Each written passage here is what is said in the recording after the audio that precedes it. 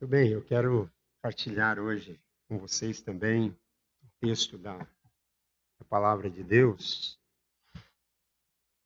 E para falar sobre este tema aí, vontade de voltar, eu quero pensar num texto aí de Lucas, capítulo 15, os versículos de 11 até 32. E nós vamos refletir um pouco sobre esta frase aí, a vontade de voltar. Jesus continuou: certo homem tinha 2 filhos. O mais moço deles disse ao pai: Pai, quero que o Senhor me dê a parte dos bens que me cabe. E o pai repartiu os bens entre eles. Passados não muitos dias, o filho mais moço, ajuntando tudo o que era seu, partiu para uma terra distante e lá desperdiçou todos os seus bens, vivendo de forma desenfreada. Depois de ter consumido tudo, sobreveio àquele país uma grande fome, e ele começou a passar necessidade. Então foi pedir trabalho a um dos cidadãos daquela terra, e este o mandou para os seus campos a fim de cuidar dos porcos. Ali ele desejava alimentar-se das alfarrobas que os porcos comiam, mas ninguém lhe dava nada. Então, caindo em si, disse: Quantos trabalhadores de meu pai têm pão com fartura, e eu aqui estou morrendo de fome.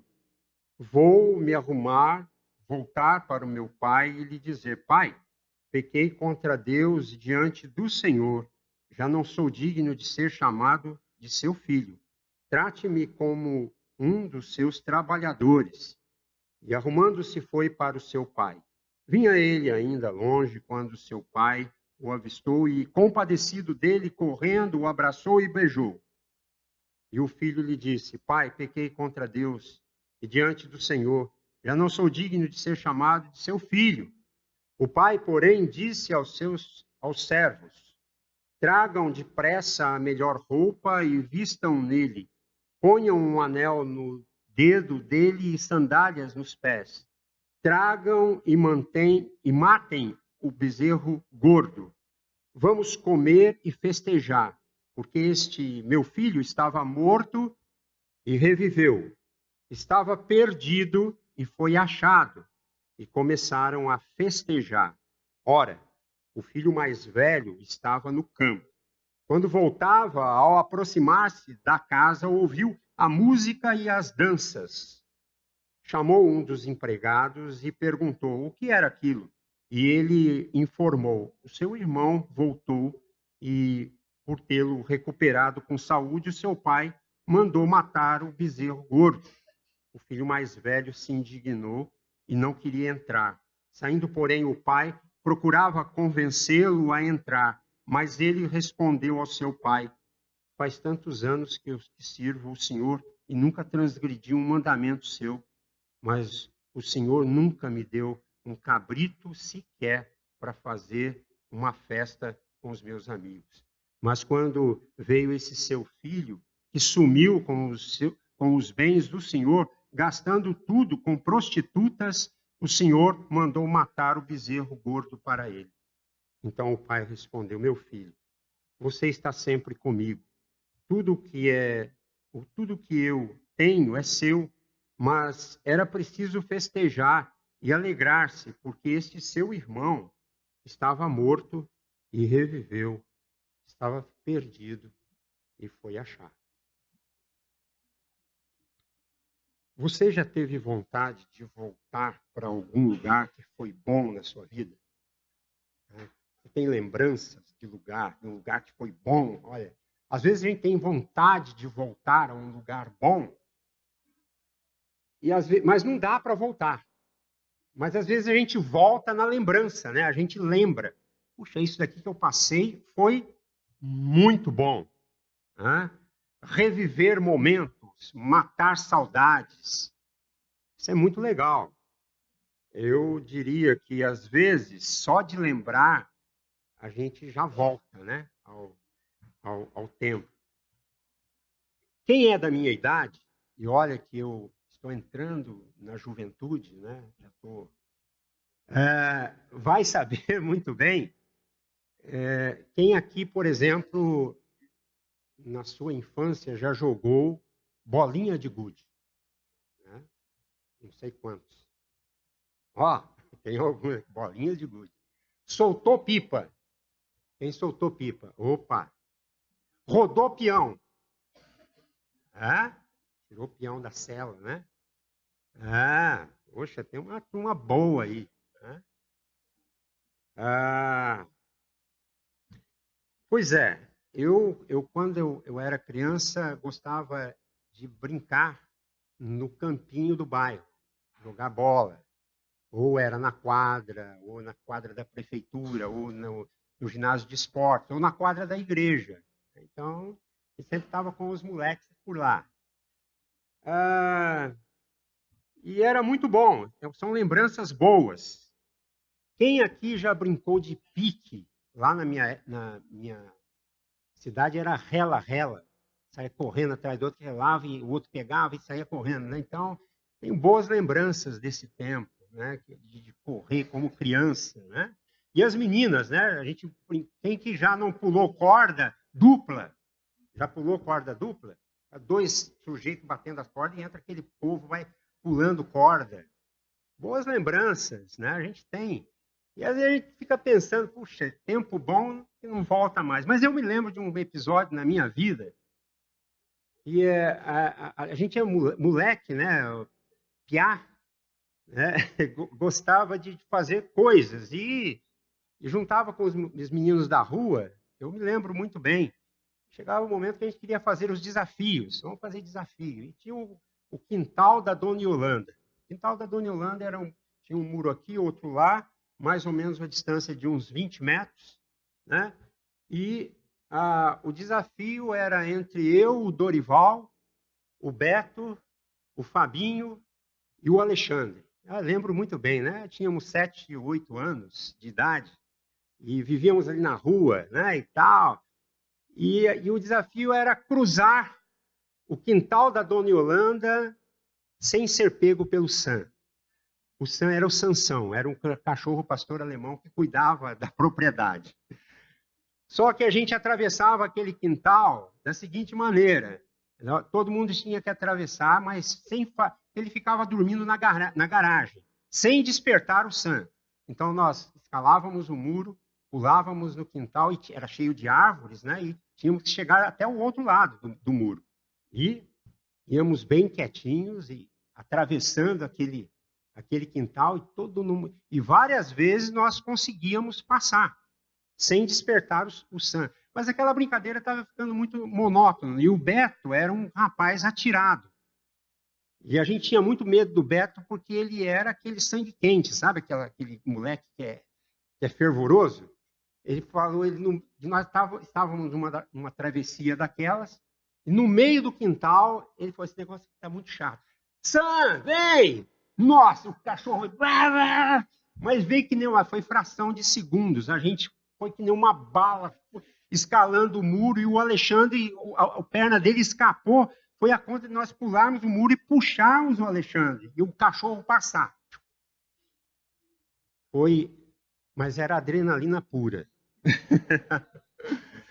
Tempo bom, né? Eu tenho boas lembranças, mas podíamos termos naquela época nos machucado bastante. E machucamos, né? Criança sempre estava fazendo.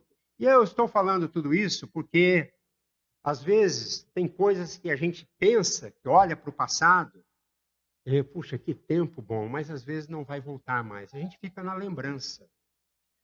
Esse texto aqui, ele é um dos melhores textos que eu já vi na Bíblia, já foi pregado tantas vezes. E tem um exegeta, professor meu, que morreu há pouco tempo, João Alves. Ele era especialista na língua hebraica, na língua grega, e ele achou que esse texto aqui, uma vez ele fez uma pregação em cima disso, E ele, falando sobre esse texto, ele disse que a melhor forma não é a parábola do filho pródigo. A melhor expressão para este texto é a parábola do homem que tinha dois filhos. E ele, então, conta, né, que o texto vai falar sobre isso. O texto começa assim: certo homem, né, como bem dizia o Henry Nouwen, num dos seus livros, ele escreveu, intitulado O Filho Pródigo, que vale a pena ler, e também o Tim Keller, que ele fala sobre o pai pródigo. Ele dá ênfase neste certo homem, né? O foco é neste homem, e não no menino, não naquele rapaz. Né? O ponto de partida coloca o holofote em cima do homem, em cima daquele pai, né? Como a figura central desse texto aos seus ouvintes. E ele vai falar do caráter deste homem. E logo a seguir ele vai afirmar que este homem tinha 2 filhos. Olha só, havia certo homem que tinha 2 filhos. E é interessante a gente observar que o objeto desta reflexão era que este homem, com estes 2 filhos, ele considera a atitude dos 2 filhos, não somente de um filho só, como é o costume, nós frisarmos apenas o rapaz que cometeu algumas questões delicadas ali.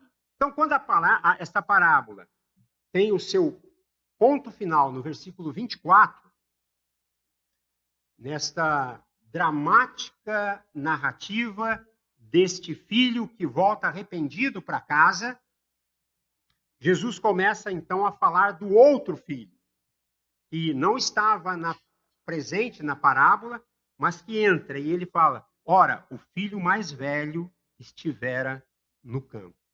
E aí entra esse teólogo, o Nouwen, que ele afirma que esta parábola, ela na verdade é uma jornada espiritual. Esta história é uma jornada espiritual que vai em direção à paternidade. O pai é o centro da história. Então, olha só. O filho mais novo sai de casa. O holofote se volta para este filho mais novo. E vai revelar as consequências que esse filho teve de deixar o seu pai, de deixar a sua família, simplesmente por ser sincero aos seus próprios sentimentos. Ele pode ser definido como um relativista moral. Ele faz o que acha que é certo, ele vai contra todas as convenções humanas, sociais, familiares. Para ele não interessa. Ele tem que fazer o que tem que fazer. E ele deseja ser sincero com ele mesmo, ele deseja ser autêntico com ele mesmo, e ele vai nesta direção. Né? Apenas ele quer dar um sentido entre o que... Ele não quer, na verdade, saber de nada. Ele não quer saber o que é certo ou errado. Ele quer saber o que ele quer fazer. E ponto. A salvação, para ele, é ser leal, é determinar aquilo que ele acha que é certo para ele e não interessa o resto. Ele revela uma coisa muito importante aqui, que há um conflito entre aquilo que é real e aquilo que é imaginário. A cabeça dele, ele está fazendo certo. Era um sonhador e ele vivia de utopia. O resultado foi fome e foi miséria. Este é o retrato de centenas de jovens nos tempos de hoje que desprezam princípios de Deus, que desprezam experiência dos mais velhos, que desprezam conselho daqueles que já viveram mais. Orientação dos pais. Porque acha que o que ele pensa é o que é certo. E aí ele acha que tem que ser leal e acreditar nos seus próprios sentimentos, quando ele nem imagina que sentimentos são enganosos. Salvação, para ele, é ser leal e determinar o que é certo e o que é errado. Então, nesse texto, nós vamos ver algumas descrições que refletem a jornada espiritual deste rapaz. Primeiro, ele é irresponsável. Ele diz: dá-me a parte dos bens que me cabem. Ele não pensa na unidade familiar, ele não pensa no seu pai e ele não pensa nos seus amigos. Só tem um projeto para si mesmo. O texto descreve este jovem como dissoluto. O que a palavra dissoluto diz para você? Aquele que dissolve, aquele que destrói, aquele que se desintegra. O versículo 13 chama ele de dissoluto. Eu pergunto, ele tinha razão no que ele estava pedindo? Absolutamente não. Por quê? Porque herança é algo que se recebe quando morrem os pais. Então, inconscientemente ou não, este jovem aqui está enviando a mensagem de que ele desejava a morte prematura dos pais para ele ter o direito à herança. Ele pode ser também aqui definido como este relativista moral. Aquele tipo de pessoa que deseja fazer segundo as suas próprias regras. Não observa regra para nada. Não se vive assim. Acha que não precisa de ninguém. E ninguém tem nada a ver com a sua vida. E vai viver da forma a quebrar qualquer paradigma moral, religioso, que despreza a família dele, da ordem social, da hierarquia, e ele acredita que ele é a fonte de todo saber, que tudo gira em torno dele. E ele vai seguindo a sua vida. Ele pode fazer as coisas da sua maneira. Não há nada que possa nortear a história deste rapaz, porque ele quer fazer do jeito que ele quer fazer. A frase preferida de um relativista moral é que ele sabe o que está fazendo e que ele tem o direito de ser feliz e que ele vai fazer as coisas a seu modo. Na verdade, ele é um irresponsável, um leviano. É isso que esse rapaz é. Há muita gente assim.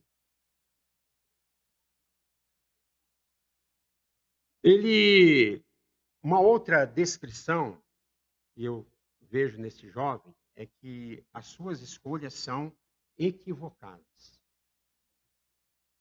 Ele decide sair de casa e ele sai. Ele não resolve coisas do seu próprio coração antes de sair. Ele sai. Ele rompe com a família. Ele se junta a pessoas que o levam à devassidão, à destruição total. E ele vai seguindo o seu próprio caminho. Ele não quer saber de nada. E no desespero, ele procura pessoas mais erradas. No meio da sua destruição, ele faz a escolha. Ele não sabe nem escolher o trabalho que ele quer fazer. E ele se junta a uma pessoa completamente desumana. Ele experimentou um patrão que aplicava um capitalismo selvagem em cima dele. Explorador. E o envia para trabalhar no campo com porcos.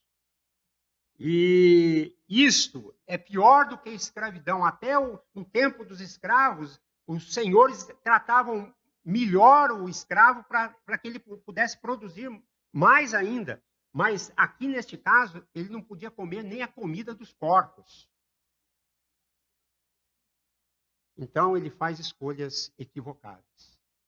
Mas ele também se entrega a tarefas incompatíveis à sua fé. O texto diz que este o mandou para os porcos, para os campos, a guardar porcos. Ele vai cuidar de animais que naquela época eram considerados imundos, tanto para se comer, quanto para se fazer o cerimonial judaico. Ele tinha uma fé em cima daquilo. Lidar com os porcos era a abominação.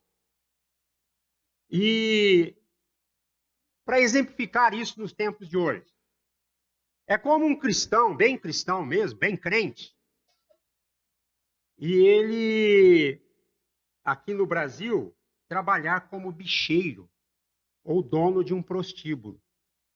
Não vai bater, né? Acho que as coisas não vão se encaixar muito bem.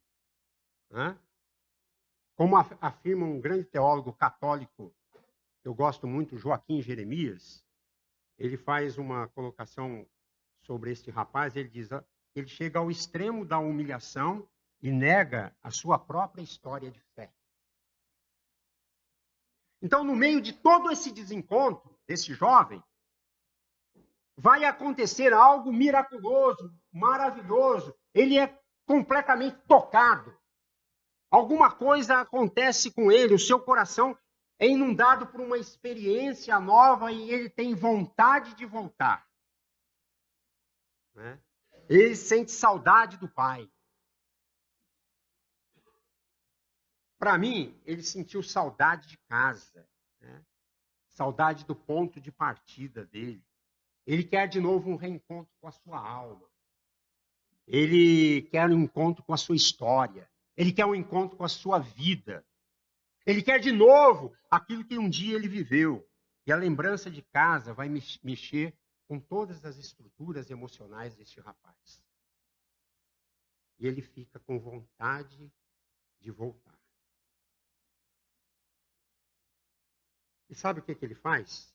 Ele se abre, então, para as mudanças. O texto diz que, então, caindo em si, no versículo 17, esta frase vai expressar muito bem o que acontece no interior dele. Ele cai em si. Que coisa preciosa é cair em si. Tem gente que cai nos outros, né? Mas ele caiu em si.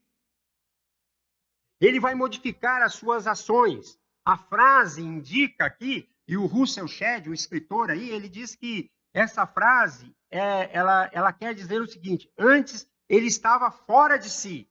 A frase indica que é pecado o que ele fez, que é loucura o que ele fez. E a loucura, ela deixa a gente fora de nós mesmos.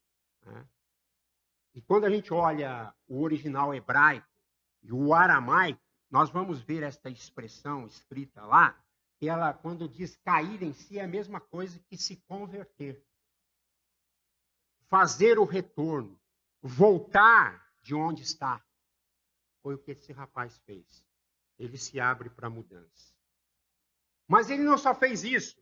Sabe o que ele fez também? Ele ficou pronto para a correção. Levantar-me-ei, diz o texto, e irei ter com meu pai. Revela a vontade e determinação desse jovem. Tem vontade de voltar e volta. Resolve confessar o seu pecado. Pedir perdão. Assume a culpa. Reconhece que errou. Não deseja culpar ninguém. Sabe que a decisão que ele vai tomar é uma decisão dele. Que ele tomou foi uma decisão dele. E ele não procura transferir culpa e nem se justificar. Não tem mais herança, não possui mais amigos, está só e precisa mudar. Olha aqui. Muitos querem voltar. Mas sabe por que não voltam? Porque estão cheios de razão demais. Né? Possuem desculpas demais. Sua justiça própria impede que volte, que dê um retorno na vida. Às vezes pensam que tem mais razão do que Deus. Mas esse jovem toma coragem para voltar. Levantando-se, foi. Levantando-se, foi. Uma das coisas mais terríveis, não é mesmo? Admitir que errou. Ou coisa difícil, né? Você já admitiu que errou alguma vez? Só quando pensou que estava errado. Uma coisa assim. Admitir que errou é algo tremendo na vida de alguém. Quando você admite o erro. Voltar. Por quê? Porque os seus pecados estavam evidentes. Os pecados causam vergonha, geram dor. Geram dor na pessoa, geram dor nas pessoas, nas outras pessoas. E agora ele está sofrendo e ele quer esta mudança. Ele não fica apenas nas intenções. Ele age, ele levanta-se, toma a decisão. E ele toma a decisão que ele deveria ter tomado. Ele tem coragem para voltar. Quanta gente está com vontade de voltar e não volta. Né? E ele se abre para aceitar uma nova condição. Não volta com pretensões, não faz exigências, não requer nada. Ele sabe que não possui direito algum. Está convencido que ele pode receber uma séria disciplina do pai, mas ele acha que é melhor estar com o pai, mesmo recebendo uma disciplina. E aí este rapaz, para ir terminando aqui, este rapaz aqui, ele é o retrato de todos nós, de muitas pessoas nos tempos de hoje. Pecadores que estão firmados nos direitos próprios, nas bênçãos que temos como herança cristã. Podemos ir e vir, somos livres, mas às vezes desprezamos os valores que Deus nos dá. Ignoramos e gostamos mais dos bens que queremos ter do que os bens que Deus tem nos dado, os propósitos que Deus tem nos dado. Por quê? Porque o ser humano é individualista, ele é egoísta. Desprezamos a nossa história, os presentes que Deus nos concede, que é o nosso corpo, o nosso tempo, a nossa saúde, a nossa mente, as coisas materiais, e às vezes gastamos de forma leviana e irresponsável. Nos afastamos e ferimos o coração do Pai. Apesar de tudo isso, Deus olha para a gente e Ele não leva em conta os tempos perdidos e nem a nossa ignorância. Mas Ele abre os braços. Ele nos acolhe. Ele diz, vem aqui, eu quero abraçar vocês. Mesmo na miséria, daqueles porcos lá, aquele rapaz estava. Ainda havia espaço para restauração. Esse texto, do que ele está falando, meus queridos?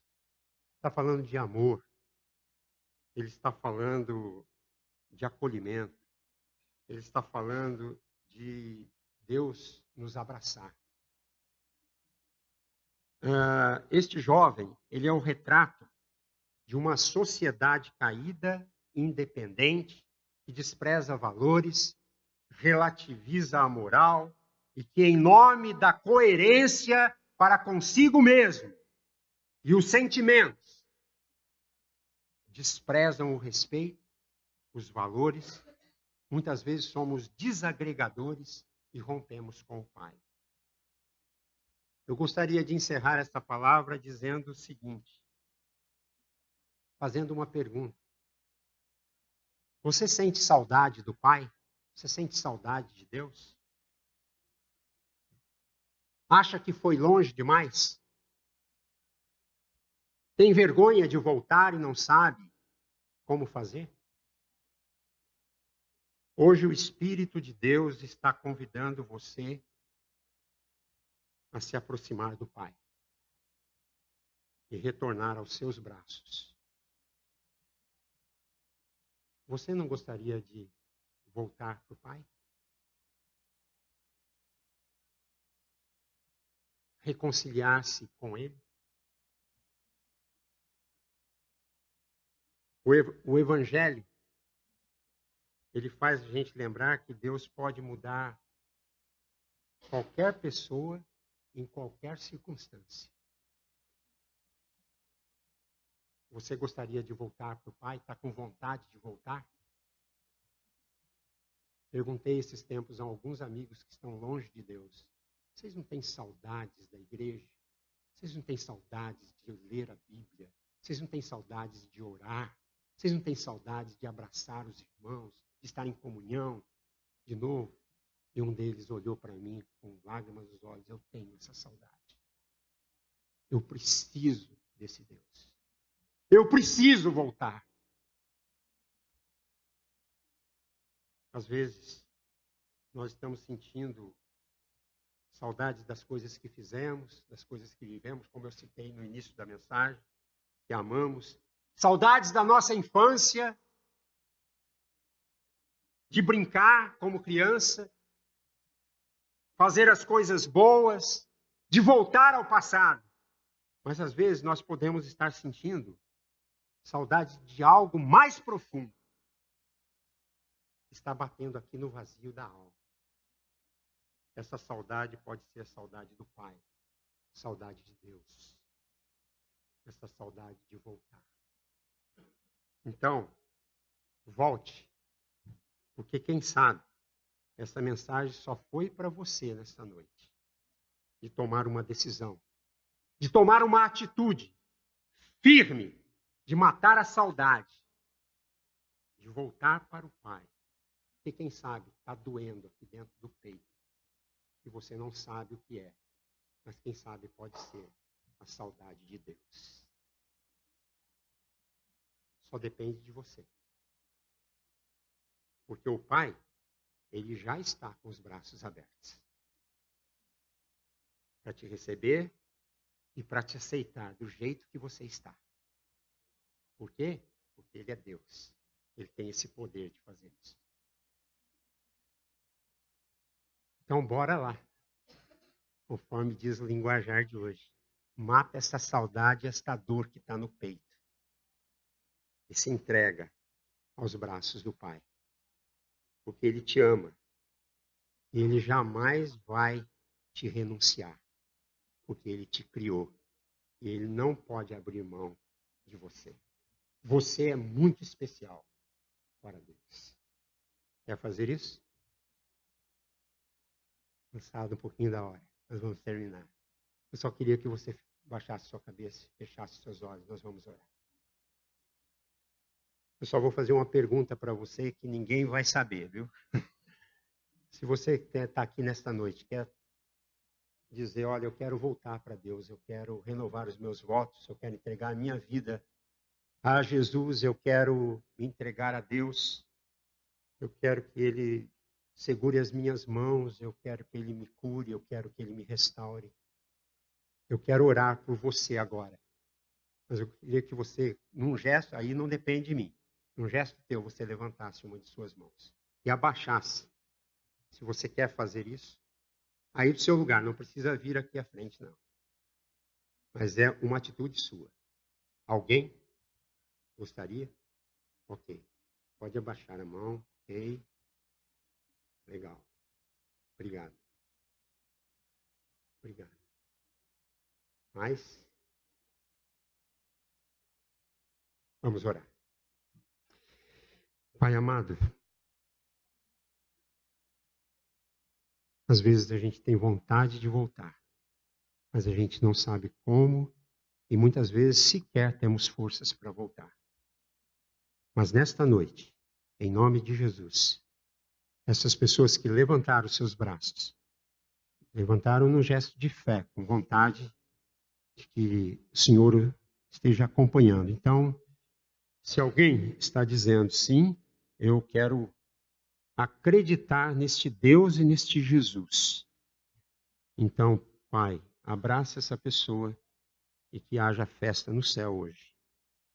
E se alguém aqui também está dizendo, a partir de hoje eu vou renovar os meus votos de dedicação a Deus e vou buscar mais a presença de Deus, que o Senhor abrace essa pessoa e também a ajude a voltar, porque, ó Deus, nesta noite houve salvação neste lugar e nós te agradecemos por isso. Em nome de Jesus, oramos. Amém.